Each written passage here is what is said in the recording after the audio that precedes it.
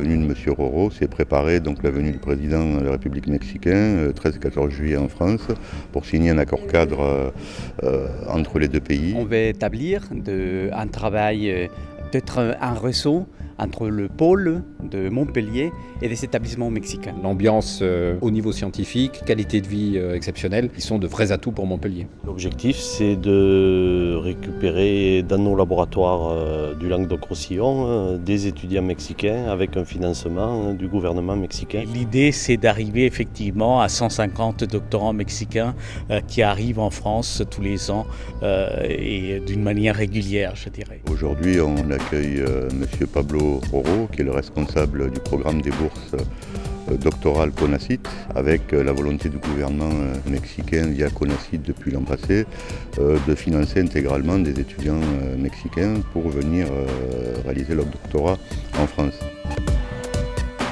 On est vraiment très intéressé à établir de très bonnes relations avec la commune de Montpellier parce qu'on est en train de changer un petit peu la politique que l'on a au Mexique pour envoyer des étudiants avec des bourses du gouvernement mexicain. Le CONACYT met à disposition des étudiants qui souhaitent faire ce genre de choses une bourse pour une durée qui peut aller jusqu'à 3 ans au niveau doctoral.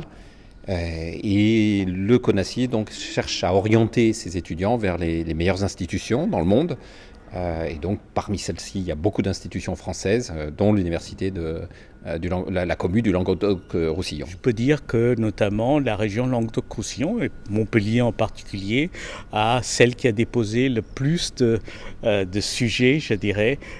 Donc ça témoigne de l'intérêt de Montpellier pour attirer les bons doctorants mexicains. On a sur la période 2014-2015 18 étudiants mexicains, dont une dizaine financés par le CONACYT. Et l'année dernière, on a bénéficié donc de 3 financements sur les 10 qu'il y a eu au niveau national. Et donc l'idée de formaliser par un accord cadre, c'est évidemment faciliter puis monter en puissance le nombre d'étudiants qu'on pourra accueillir à travers les financements CONACYT. Le travail de formation qu'on fait, c'est un travail qui portera des fruits à long terme puisqu'on forme nos collègues de demain et nos collègues se feront dans un contexte international.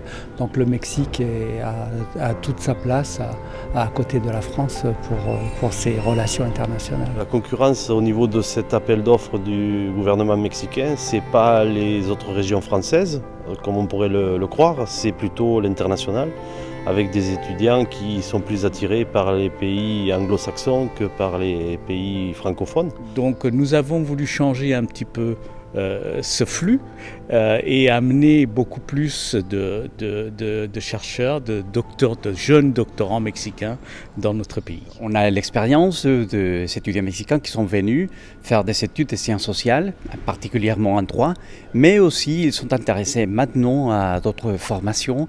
Par exemple, tout ce qui est en relation avec l'environnement, la production de nourriture, etc.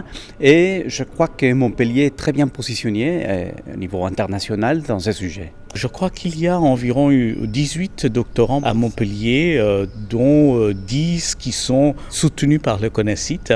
L'idée est évidemment d'amplifier ce mouvement-là et je crois que Montpellier possède beaucoup d'atouts. On cherche à démontrer à notre correspondant du CONACYT que les laboratoires de recherche français sont compétitifs au niveau international, que l'accueil des étudiants qui leur sera donné va leur permettre de bien s'intégrer dans notre région, d'avoir un soutien pour les procédures administratives, un soutien pour se perfectionner dans la langue française et puis après des conditions de travail idéales pour conduire leur premier pas en recherche. Il y a beaucoup d'étudiants.